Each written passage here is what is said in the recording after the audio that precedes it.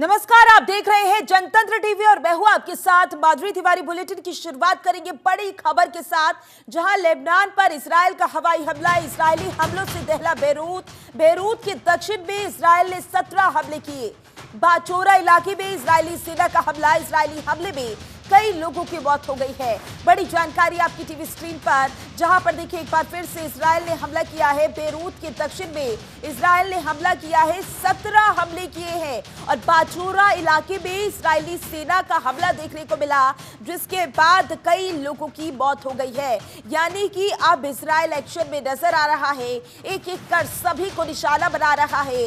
पहले हिजबुल्लाह के चीफ को मारा गया और अब लेबनान में लगातार हमले जारी है इजरायल की ओर से। इजरायली हमलों से पूरा बेरूत दहल गया। बेरूत के दक्षिण में इजरायल ने 17 हमले किए। बड़ी जानकारी आपकी टीवी स्क्रीन पर। ऐसे में देखना होगा अब अगला कदम इजरायल का क्या होने वाला है। अब क्या कुछ एक्शन लेता हुआ इजरायल नजर आ सकता है? क्या अब लेबनान के बाद ईरान की बारी है? ऐसे तमाम सवाल उठ रहे हैं। लेबनान पर इजरायल का हवाई हमला, इजरायली हमलों से पूरा बेरूत दहल उठा, जिसमें कई लोगों की मौत हो गई है। बेरूत के दक्षिण में इजरायल ने करीब 17 हमले किए, जिसमें कई लोगों की मौत बताई जा रही है। बड़ी जानकारी, बड़ी खबर आपकी टीवी स्क्रीन पर। इजरायली हमले में कई लोगों की मौत हो गई है, तो एक एक कर इजरायल सभी को निशाना बना रहा है। और उसके बाद से, जब से ईरान ने इजरायल पर हमला किया था, उसके बाद से ही अब सबको लग रहा है कि इजरायल ईरान पर कभी भी हमला कर सकता है। लेकिन ये बड़ी जानकारी, जहां पूरा बेरूत दहल उठा है इजरायल के हमले से। तो लेबनान के बेरूत में इजरायल ने हमला किया, जिसमें कई लोगों की मौत बताई जा रही है। करीब 17 हमले इजरायल के द्वारा किए गए हैं। लेबनान पर इजरायल का हवाई हमला लगातार जारी है। इजरायल का ऐलान, अब होगा काम तमाम। तो देखिए, इजरायल की ओर से लगातार बयान सामने आ रहे हैं। कल भी हमने देखा था ईरान को लेकर लगातार इजरायल बयान दे रहा था, और आज ये बड़ी जानकारी आपकी टीवी स्क्रीन पर, जहां इजरायल ने लेबनान के बेरूत में हमला किया है। करीब 17 हमले किए, जिसमें कई लोगों की मौत हो गई है।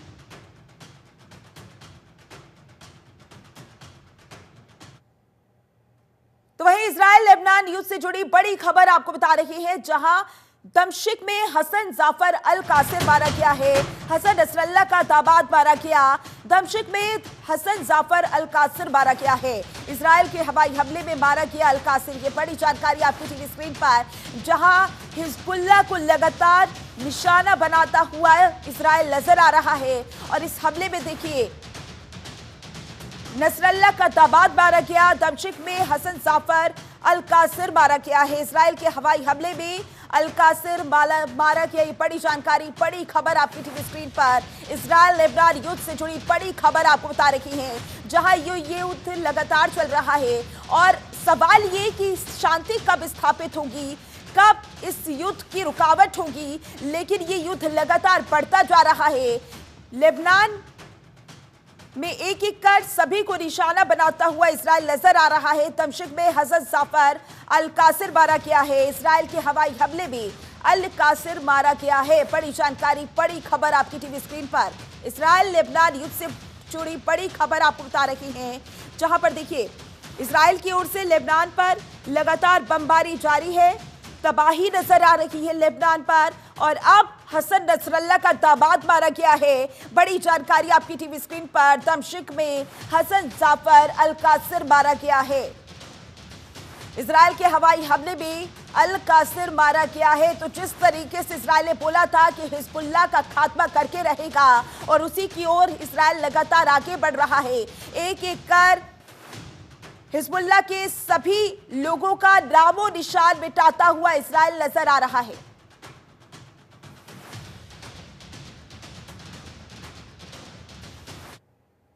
और इसी पर करेंगे चर्चा। मेहमानों से आपका तारुफ करवा देते हैं। संजीव श्रीवास्तव विदेश मामलों के जानकार हैं, वो हमारे साथ जुड़ चुके हैं। संजीव जी, बहुत बहुत स्वागत है आपका जनतंत्र टीवी पर। संजीव जी, आपको मेरी आवाज आ रही है? जी। जी, संजीव जी, जिस तरीके से अब इजराइल ताबड़तोड़ हमले कर रहा है, लेबनान पर लगातार हमले जारी है, इजराइल का अब अगला कदम क्या हो सकता है? क्या अगला हमला ईरान पर? देखिए, ईरान के द्वारा ये जो इजराइल पर जो किया गया एक लार्ज स्केल मिसाइल अटैक, जिसमें कि बैलिस्टिक मिसाइल्स और क्रूज मिसाइल्स शामिल थी, हाइपरसोनिक मिसाइल्स भी शामिल थी, उसको इजराइल निसंदेह रिस्पॉन्ड करेगा जी। लेकिन ये जो इजराइल का जो रिस्पांस है वो यूनाइटेड स्टेट्स ऑफ अमेरिका के साथ वेल कोऑर्डिनेटेड होगा और इजराइल इसको अपने चूजिंग के अनुसार अपने अनुसार वो निश्चित करेगा कि वो किस समय पर और किस जगह पर उसको हमला ये करना है। ये हमला कोवर्ट हो सकता है, एक इंटेलिजेंस, मिलिट्री इंटेलिजेंस ऑपरेशन के तहत कोवर्ट तरीके से भी हो सकता है, और कोई सीधी सीधी जो ओपन कार्रवाई होती है वो भी किया जा सकता है। और इस हमले की जद में जो ईरान के न्यूक्लियर इंस्टॉलेशंस हैं वो आ सकते हैं। इस हमले की जद में जो ईरान की जो ऑयल रिफाइनरीज हैं वो आ सकती हैं, और जाहिर है कि उसके जो वाइटल इंस्टॉलेशंस हैं वो इजराइल के हमले की जद में आ सकते हैं। लेकिन इसमें कोई दो राय नहीं है कि इजराइल उसे रिस्पॉन्ड करेगा, लेकिन अब वो किस समय करेगा और कब करेगा उसके लिए अब आगे देखना होगा। लेकिन जहां तक हिजबुल्लाह और हूती जैसे आतंकी संगठनों के विरुद्ध कार्रवाई का प्रश्न है, तो जैसा कि आपने स्वयं दिखाया, बताया कि ये जो कार्रवाई है लगातार जारी है, और इजराइल की जो आतंकवाद के विरुद्ध उसका जो युद्ध है, जो कि उसने 7 अक्टूबर को पिछले वर्ष शुरू किया था, जब हमास ने उसके ऊपर सबसे बड़ा आतंकी हमला किया, तो उसके बाद से ये युद्ध लगातार जारी है।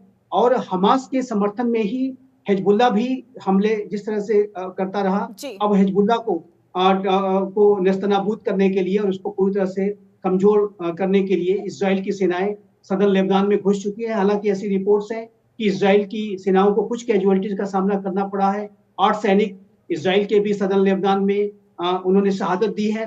तो ऐसे में जो इजराइल का जो आने वाले समय में हिजबुल्लाह के विरुद्ध जो ऑपरेशन है वो और अधिक तेज होगा, और अधिक बेहतर रणनीति के साथ इजराइल हिजबुल्लाह को कमजोर करने के लिए, उसे डिफीट करने के लिए आगे बढ़ेगा। हूती के ऊपर भी इजराइल ने हमले शुरू कर दिए हैं। हिजबुल्लाह का एक बार ऑपरेशन समाप्त हो जाने के बाद हूती निसंदेह इजराइल का अगला निशाना होगा।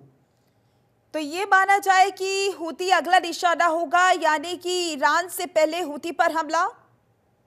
हूती पर ऑलरेडी हमले इजराइल ने करने शुरू कर दिए हैं, और लेकिन अभी वर्तमान समय में इजराइल डिफेंस फोर्सेस का जो फोकस है वो हिजबुल्लाह है। और सदर्न लेबनान में जो इजराइल के जो ऑपरेशंस चल रहे हैं उसके 2 तात्कालिक कारण हैं, मैं अवश्य ये बताना चाहूंगा। पहला ये कि जो सदर्न लेबनान और नॉर्दर्न इजराइल की जो सीमा है वहां पर उस माध्यम से ये जो हिजबुल्लाह के आतंकी हैं कोई 7 अक्टूबर जैसा हमला इजराइल के अंदर न कर सके, इसको ध्यान में रखते हुए इजराइल सदर्न लेबनान को एक सेफ जोन के रूप में विकसित करने के लिए आगे बढ़ सकता है। सदर्न लेबनान वही क्षेत्र है जहां पर इजराइल ने 1982 से सन 2000 तक अपने ऑक्यूपेशन को उसने कर रखा था। 2000 के बाद से इजराइल की सेनाएं वहां से हट गई थी। लेकिन अब जिस तरीके से हिजबुल्लाह ने फिर से एक बड़े हमले करने शुरू किए हैं इजराइल के ऊपर, तो अब इजराइल अपने नॉर्दर्न जो इजराइल के नागरिकों की सुरक्षा को ध्यान में रखते हुए, क्योंकि बड़ी संख्या में आप जानते हैं कि वहां से 60,000 से 80,000 के लगभग के इजरायली नागरिक इंटरनली डिस्प्लेस्ड होकर के नॉर्दर्न इजराइल छोड़ करके अन्य इजराइल के इलाकों में चले गए, तो उनको अपने घरों में वापस बुलाना उसकी प्रायोरिटी है। और सदर्न लेबनान में जो हिजबुल्लाह का टेरर इंफ्रास्ट्रक्चर है, जो टनल्स हैं, अनेक तरीके के हथियारों के जखीरे हैं, उनको समाप्त करना, ताकि हिजबुल्लाह सदर्न लेबनान से नॉर्दर्न इजराइल के अंदर कोई 7 अक्टूबर जैसा आतंकी हमला न कर सके, इसको इजराइल सुनिश्चित करने के लिए ये मिलिट्री ऑपरेशन चल रहा है। लगातार जो हमले किए गए हैं इजराइल की ओर से लेबनान पर, हिजबुल्लाह पर, टॉप के लीडर्स मारे गए हैं, हिजबुल्लाह के चीफ मारा गया है नसरल्लाह। ऐसे में ये माना जाए कि अब हिजबुल्लाह लगभग खत्म है? नहीं, ये मानना अभी जल्दबाजी होगी। और हिजबुल्लाह आप जानते हैं कि विश्व का सबसे अधिक वेपनाइज्ड आतंकी संगठन है। इस आतंकी संगठन की टॉप लीडरशिप अवश्य एलिमिनेट की गई है। हसन नसरुल्लाह जो उसका मुख्य कर्ता धर्ता था, उसको इजराइल ने एलिमिनेट किया है और एक बड़ी सफलता हासिल की है। उसके साथ साथ कुछ अन्य टॉप कमांडर्स जो कि उस समय मीटिंग में मौजूद थे हसन नसरल्लाह के साथ, वो भी मारे गए हैं। एक ईरानियन जनरल भी मारा गया है। लेकिन अभी भी हिजबुल्लाह के अनेक कमांडर्स हैं जो कि लेबनान के अनेक इलाकों में हैं और टनल्स में वो संभव है छुपे हुए हैं। हमास की तरह से हिजबुल्लाह ने भी लेबनान में टनल्स का एक बड़ा जाल बिछा रखा है और उन टनल्स के अंदर ये हथियारों को भी छुपा के रखते हैं और स्वयं भी उसमें छुप करके रहते हैं। तो ये जो हिजबुल्लाह है ये अभी भी एक पोटेंशियली काफी मजबूत ऑर्गेनाइजेशन है और इसको समाप्त करना इजराइल के लिए चुनौतीपूर्ण साबित होगा। और लेकिन इजराइल उसको सब्सटेंशियल डैमेज करने के लिए और उसको अंदर से एकदम कमजोर और खोखला कर देने के लिए संकल्पबद्ध है ताकि वो 7 अक्टूबर जैसा कोई साजिश न रच सके। तो हिजबुल्लाह जाहिर है कि उसकी नई लीडरशिप रिप्लेस करेगी और नए नामों का वो धीरे धीरे अनाउंस करेंगे और जाहिर है कि जो हिजबुल्लाह एक अभी भी एक पोटेंशियली काफी ड्रेडेड टेररिस्ट ऑर्गेनाइजेशन है। जी, क्योंकि देखिए यहाँ पर सर अमेरिका का भी बयान सामने आ गया है। जब ईरान ने इजराइल पर हमला किया था तब अमेरिका ने कहा था हम इजराइल का समर्थन करते हैं, लेकिन अब अमेरिका कह रहा है कि अगर ईरान के परमाणु ठिकानों पर हमला होता है तो हम उसका समर्थन नहीं करते हैं। ऐसे में ये माना जाए कि अब इजराइल परमाणु ठिकानों पर हमला नहीं करेगा ईरान के? नहीं, देखिए इसको इस तरह से समझने की आवश्यकता है कि United states of America Israel के साथ पहले तो पूरी तरीके से खड़ा है और इजराइल ने अभी जो ऑपरेशन किया जिसमें हसन नसरल्लाह मारा गया और उसको लेकर के अमेरिका ने इजराइल को पूरा अपना सपोर्ट दिया और उस हमले को कहा बिल्कुल उसको इंडोर्स किया और ये कहा कि हसन नसरल्लाह एक आतंकी था, उसका मारा जाना आतंकवाद के ऊपर जो लड़ाई चल रही है उसमें एक विजय है और अमेरिका ने उसे पूरा अपना समर्थन दिया। और अभी जब ईरान ने बदले की कार्रवाई करते हुए इजराइल पर इतना बड़ा हमला किया तो अमेरिका ने उसे कंडेम किया और स्वयं इतना ही नहीं कि उसने स्वयं कंडेम किया हो, बल्कि अमेरिका के विदेश मंत्री एंटोनी ब्लिंकन ने तो ये कहा कि विश्व के सारे राष्ट्रों को इसे कंडेम करना चाहिए। तो ये जो अमेरिका का जो इजराइल के साथ जो कमिटमेंट है, उनके साथ जो गहरे संबंध है वो आयरन क्लॉड है, अनशेकेबल है, स्टेट फास्ट है और वो जैसे कि वो सब इस्तेमाल करते हैं और वो जो है मुझे नहीं लगता कि उसमें कहीं से भी कोई कमी आएगी, चाहे अमेरिका में कोई भी एडमिनिस्ट्रेशन क्यों ना हो। आज डेमोक्रेटिक पार्टी की सरकार है और जो बाइडेन राष्ट्रपति हैं, इस समय आप देख ही रहे हैं कितना समर्थन मिल रहा है। यदि रिपब्लिकन पार्टी की सरकार बनती है, डोनाल्ड ट्रंप यदि सत्ता में आते हैं तो भी उनका तो अप्रोच इजराइल के प्रति और कहीं ज्यादा सशक्त और गहरा है। तो ये अमेरिका का जो सपोर्ट है वो इजराइल को लगातार जारी रहेगा। लेकिन अमेरिका इस बात को भी इंश्योर करना चाहता है कि इस युद्ध का कोई रीजनल एस्केलेशन ना हो, ये युद्ध कोई क्षेत्रीय युद्ध में ना बदल जाए, क्योंकि यदि ऐसा होता है तो अमेरिका आप जानते हैं कि पहले से ही रशिया यूक्रेन युद्ध में परोक्ष रूप से इनडायरेक्ट तरीके से इन्वॉल्व है और एक नया अगर युद्ध मिडिल ईस्ट रीजन में छिड़ जाता है और यदि ईरान और इजराइल के बीच में कोई डायरेक्ट वॉर छिड़ जाता है तो आप स्पष्ट रूप से मान लीजिए कि अमेरिका को भी सीधे सीधे खुले तौर पर मैदान में उतरना पड़ेगा और अमेरिका नहीं चाहता कि वो इस युद्ध का कोई रीजनल एस्केलेशन हो और उसको सीधा सीधा कोई मैदान में आना पड़े। तो इसी वजह से अमेरिका इस बात को लेकर के सतर्क है और इस बात की सलाह दे रहा है कि ऐसे मेजर्स इजराइल को लेने चाहिए ताकि ईरान को वो क्षति भी पहुंचाए और ईरान को रिस्पॉन्ड भी करे, लेकिन उसका ऐसा रिस्पांस हो कि उसका कोई रीजनल एस्केलेशन, कोई बड़े स्तर का एस्केलेशन ना हो जिससे कि कोई क्षेत्रीय युद्ध न छिड़े। इस बात को भी अमेरिका बिल्कुल सर देखना होगा कि अब आने वाले समय में युद्ध की क्या स्थिति बनती हुई नजर आती है। हमारे साथ जुड़े रहिएगा, इस पर और भी चर्चा करेंगे, लेकिन इसी बीच एक बड़ी जानकारी सामने आ रही है जो कि दर्शकों को बता दें। ईरान के हमलों के बाद G7 की आपात बैठक, इटली की पीएम ने G7 की आपात बैठक बुलाई है। कूटनीतिक समाधान अभी भी संभव है और संघर्ष किसी के हित में नहीं है, तनाव कम करने के लिए मिलकर काम करेंगे।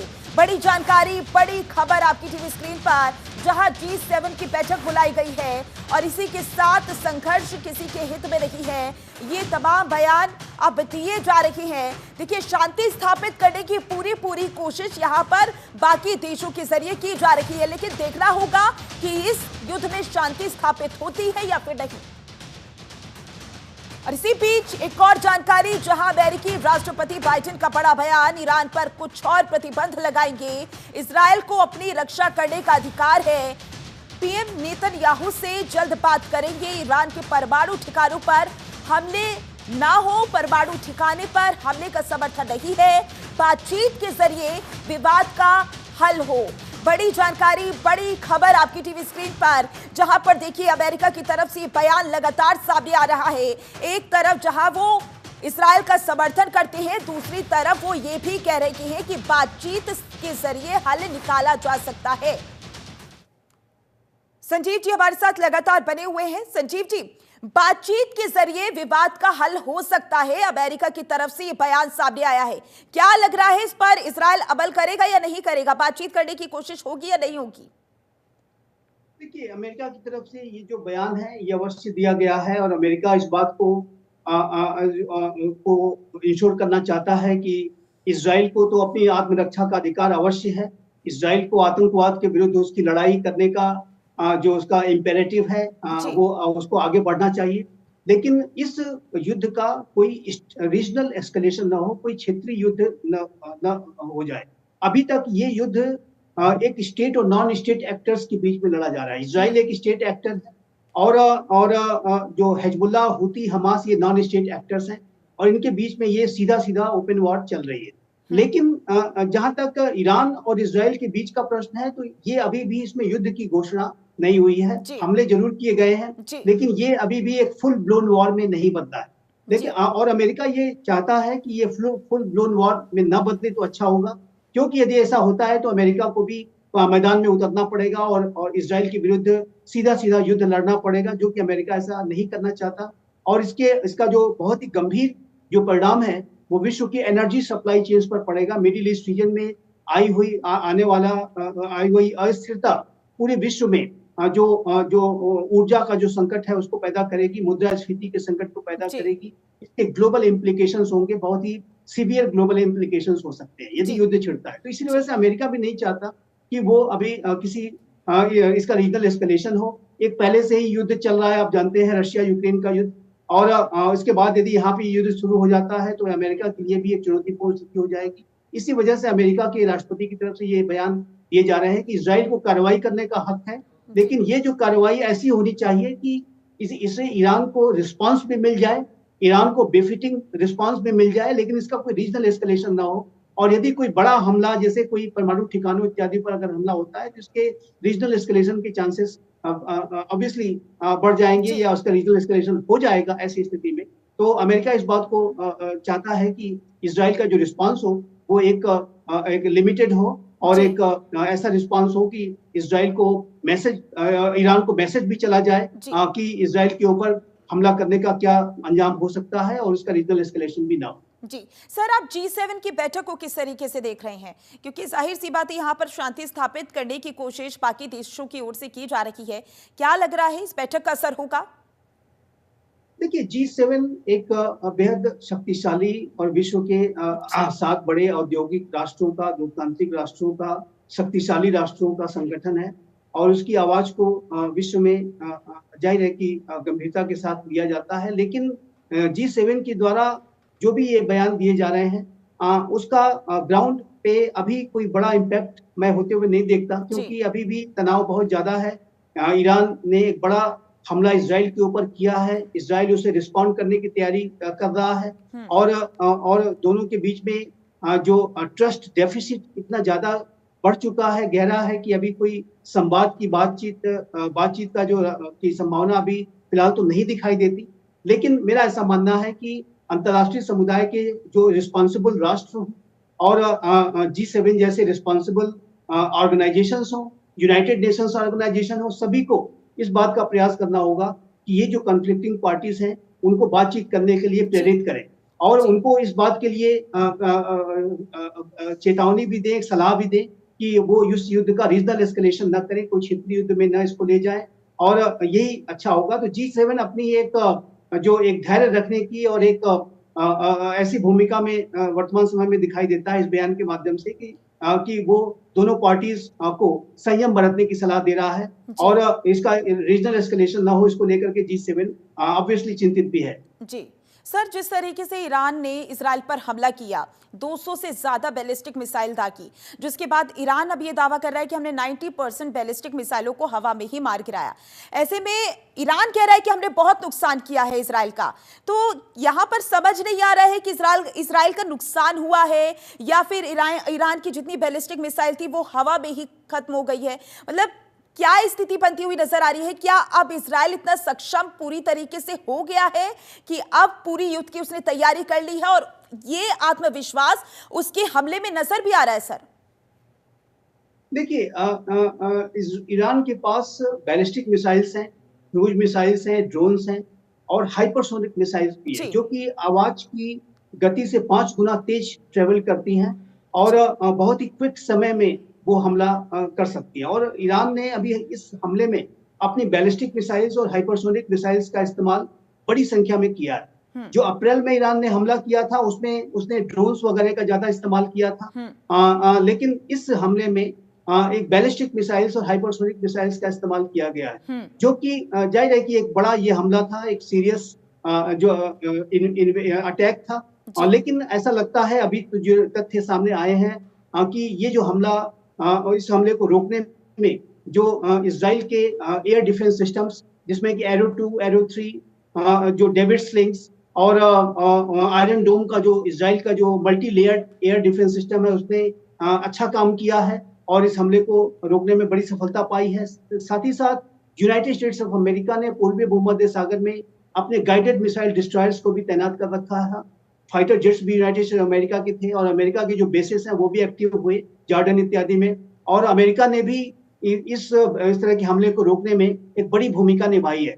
और अमेरिका और इजराइल के संयुक्त प्रयासों की वजह से और कुछ अन्य देशों ने भी इसमें अपना सहयोग दिया है इजराइल के ऊपर इस हमले को रोकने में। और उन देशों का नाम अभी उजागर नहीं किया गया है, लेकिन जल्दी उसके बारे में भी तथ्य सामने आ जाएंगे। तो ये जो हमला है लार्जली ये विफल साबित हुआ है। इसने कोई बड़ी कैजुअलिटीज नहीं की हैं, ये बात बहुत स्पष्ट है। किसी एक वेस्ट बैंक में एक फिलिस्तीनी नागरिक के मारे जाने की खबर है, उसके अलावा कोई ह्यूमन कैजुअलिटी की कोई रिपोर्ट्स नहीं है जी। और ईरान का ये जो हमला है, इसके बारे में एक बात मैं अवश्य कहना चाहूंगा कि ईरान ने ये जो हमला किया है उसमें ईरान ने जो इजराइल के जो मिलिट्री बेसिस हैं, जो मिलिट्री इंस्टॉलेशंस हैं, उसके ऊपर टारगेट किया और मोसाद के हेडक्वार्टर्स के पास भी एक मिसाइल गिरने की खबर आई है। और जाहिर है कि ईरान का ये जो हमला था वो ये मैसेज देने के लिए ज्यादा दिखाई देता है कि ईरान भी कोई बड़ी कार्रवाई कर सकता है, ईरान भी इजराइल के ऊपर कोई बड़ा एक्शन ले सकता है। जिस तरीके से इजराइल ने हाल के समय में ईरान की राजधानी तेहरान के अंदर उसके एक स्टेट गेस्ट इस्माइल हनिया, जो कि हमास का चीफ था, उसको एलिमिनेट किया। फिर हसन नसरुल्लाह जो ईरान का एलाई था उसको एलिमिनेट किया। लगातार जो है ईरान की तरफ से ईरान के ऊपर इजराइल की जो कार्रवाइयां हैं वो जारी थी। तो ऐसे में ईरान को अपनी जनता को भी दिखाने के लिए और अंतर्राष्ट्रीय समुदाय को भी दिखाने के लिए कि वो कमजोर नहीं है, उसने ये कार्रवाई की। लेकिन ईरान का जो लक्ष्य है इस हमले के पीछे किसी लार्ज स्केल सिविलियन कैजुअलिटी को कराने का नहीं दिखाई देता, क्योंकि जो मिसाइलें जहां जहां टारगेट की गई वो मिलिट्री बेसिस पे, मोसाद के हेडक्वार्टर्स पे जो टारगेट की गई। जो आम जन जहां पे बड़ी संख्या में जो लोग रहते हैं उन इलाकों में ऐसा लगता है कि ईरान जो है इन मिसाइलों को दागने से और उनको लॉन्च करने से बचा है। बिल्कुल सर, और ईरान की तरफ से बयान भी सामने आया था कि आत्मरक्षा के लिए हमला किया गया है क्योंकि सुरक्षा का अधिकार है ईरान के पास। ऐसे में देखना होगा कि अब आने वाले समय में युद्ध की क्या स्थिति बनती हुई नजर आती है। बहुत बहुत शुक्रिया हमारे साथ जुड़ने के लिए।